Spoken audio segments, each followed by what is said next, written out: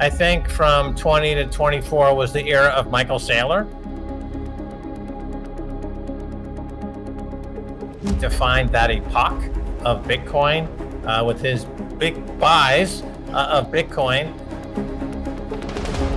And now we're entering into a new era, the Larry Finks of the world. And I'm looking over there at the Mid-East at Saudi Aramco, is a huge company with a lot of cash. I think they should get into Bitcoin. I think these are going to be the new mega players in the sovereign states and the sovereign wealth funds who are going to start buying big into Bitcoin. So it's this new era. And we're going to head into the big reset. In one corner will be fiat money. In another corner, which includes CBDC, central bank digital currency, that's another fiat money. Another corner will be gold. And then in the other corner will be Bitcoin. So it'll be a showdown between these three forms of money to see who wins.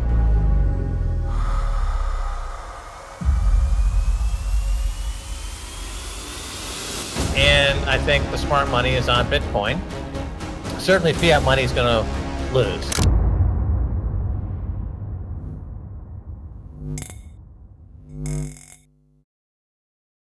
Today we have Bitcoin maximalist Max Keiser giving us an update on Bitcoin, the crypto market, and the collapse of the fiat money system as we know it. Keiser believes BlackRock is playing a much bigger role in 2024 than any other institutional investor. And while he maintains a bullish price prediction for Bitcoin, he discusses why this is unlike anything we've seen in history. Keiser points out a massive problem with the SEC's approval of the spot Bitcoin ETF and says investors are not prepared for what's coming. Bitcoin is sitting just above 41,500, up over 83% in the last year. Keiser discusses the collapse of the fiat money system around the world and points out that the dollar will be the last one to fall. This is where he says Bitcoin will actually show itself to be a true form of money without influence from inflation or government's continuous printing. Let's get right into the latest interview with Max Keiser as he gives us his Bitcoin prediction and why BlackRock's game plan will cause an inevitable collapse. Don't forget, our partners at Jamie Tree Finance have launched a daily 5-minute crypto newsletter with all the latest crypto and Bitcoin news. It's a fantastic analysis of on-chain crypto data and breakdowns, and the best part, it's absolutely free, which will cover expert predictions, breakdowns of on-chain crypto data, and any breaking news that you need to know, all in a nutshell. Click the first link in the description and enter your email to join 40,000 others in becoming a better crypto investor right now.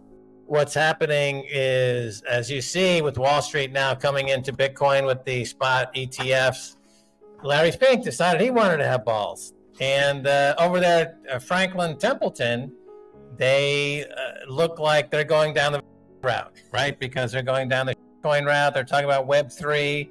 They've got the out, which is not what we want. We want balls. We don't want in the Bitcoin space.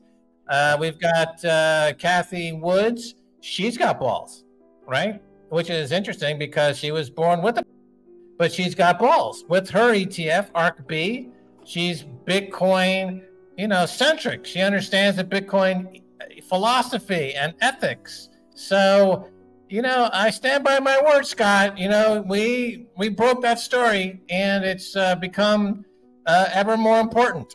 And we should say thank you to Michael Saylor because he did a fantastic job in taking Bitcoin.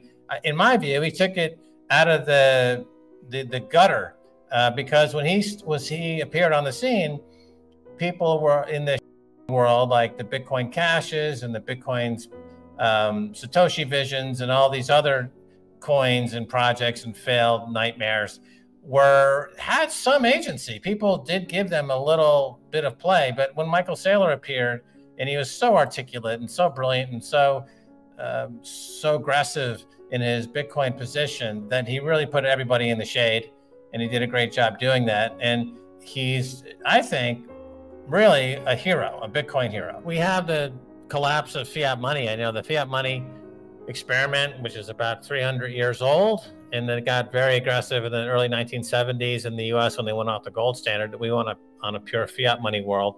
So the results of this are predictably catastrophic, right? The total global debt is just skyrocketing to new highs. The US debt keeps going up. And so we're going to head into the big reset at some point. And in one corner will be fiat money. In another corner, which includes CBDC, central bank digital currency, that's another fiat money. Another corner will be gold. And then in the other corner will be Bitcoin. So it'll be a showdown between these three forms of money to see who wins. And I think the smart money is on Bitcoin. Certainly fiat money is going to lose. I think gold is also in the process of being demonetized by Bitcoin. Gold is very sluggish in its price action because of Bitcoin. It's being demonetized by Bitcoin the same way gold demonetized silver. Yep. Gold is being demonetized by Bitcoin. So it's never really going to catch up at this point. And it'll go to effectively to zero against Bitcoin. I mean, there'll still be a price for it, but it'll be effectively zero. Bitcoin triggers public mental breakdowns, nervous breakdowns. Nassim Taleb had a very public nervous breakdown in the face of Bitcoin. Jamie Dimon is having a very public nervous breakdown. If I were the board of JP Morgan, I would be concerned because he seems to be mentally incapacitated and should not be on the board. He should not be running that company. And we see some other examples of executives who, look at Jim Cramer. He's obviously been transformed from being just reliably unpredictable and inconsequential to being an outright publicly melting down clown by Bitcoin, right? So this is what Bitcoin does. It separates the wheat from the chaff. It's a great divider. Bitcoin's not for everybody. Embracing an unyielding enthusiasm for the Bitcoin realm, Keiser confidently predicts that explosive growth is looming on the horizon, as BlackRock and many other crypto giants are doing just that. Keiser reassures that a long-expected surge awaits, leading up to the highly anticipated 2024 halving event for Bitcoin. It's hard to be first, and I think we have seen that, right? Michael Saylor was first, and I think, also you have to remember that Elon Musk was also involved and put that on his balance sheet, and still has it on I believe it's the Tesla balance sheet from that same period, right after Michael Saylor. So to be fair, he has stuck with his Bitcoin position, most of it, at least on Tesla's balance sheet. And so those two were first. Elon Musk doesn't talk about it as much. He rarely talks about Bitcoin these days.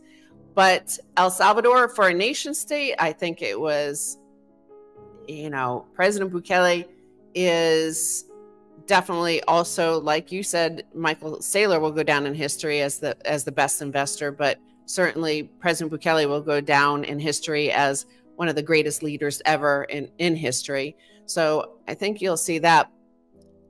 And yes, when it's super, super safe and when pretty much the US gives the go ahead, then other countries will follow, because it is very difficult to stand up against the humiliation. Michael Saylor did, right? As you said, people were mocking him. Many people were mocking him as it kept on going down and down and down.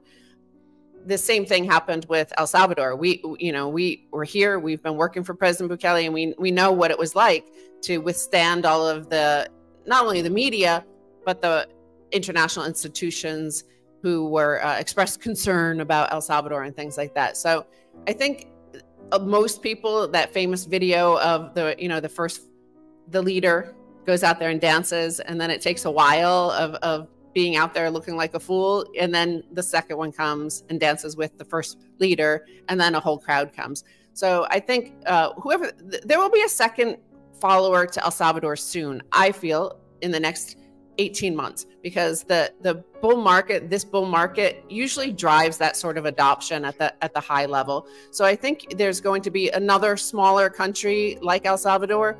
El Salvador is almost like a city state, right? So it's 6.5 million people here. That's smaller than New York City.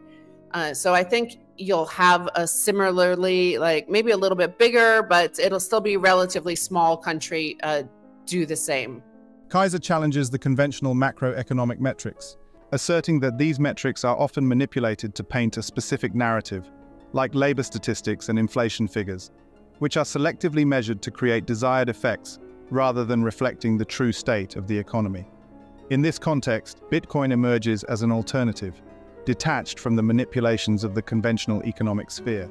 Keiser also highlights that established corporations like Apple, Amazon, and Google will use their established relationships acquired over decades to swiftly acquire substantial amounts of Bitcoin through a spot ETF, bypassing the cumbersome processes involved in procuring the actual commodity.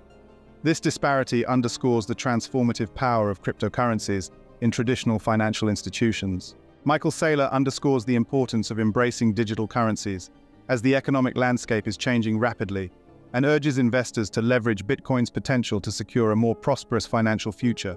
What do you think about the latest interview with Max Keiser? And what are your thoughts on his prediction for Bitcoin heading into 2024?